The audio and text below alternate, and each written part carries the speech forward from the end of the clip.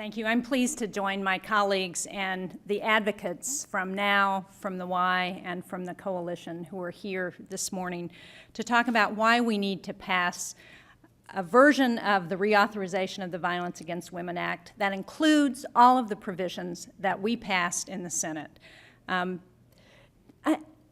Everyone has been very eloquent in addressing the legislation, so I just want to pull out one section of it that I think is so important, and that's the piece that addresses how we help women college students who are faced with violent situations. We know that about 25% of all young women on college campuses will be the victims of sexual assault and rape. And the Senate bill requires universities to implement violence prevention programs for all students, male and female. And we know that the earlier we intervene in domestic violence situations, the more likely we are to prevent it from happening again. Those programs are critical. The House bill does not include those provisions.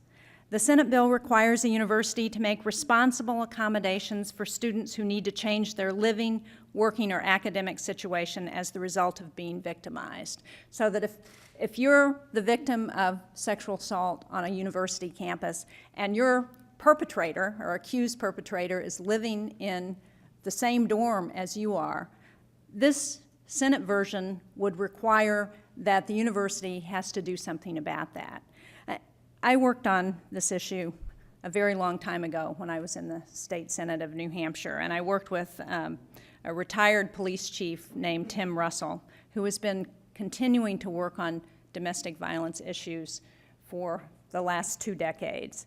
And one of the things he talked about with respect to those provisions around college students is that they are particularly important for small campuses where the victims and the perpetrators often know each other. The perpetrators knows the whereabouts of the victims, can follow their daily actions, and it's critical to have some requirement that the colleges and universities take action. You know, our path forward should be clear on this legislation. We passed a very strong vote out of the Senate, a bipartisan bill, to address violence against women. We know today that there is bipartisan opposition to the House bill, so we should be able to figure out how to get this done and get a bipartisan bill passed that includes all of the provisions required to protect women and victims of domestic violence and sexual assault.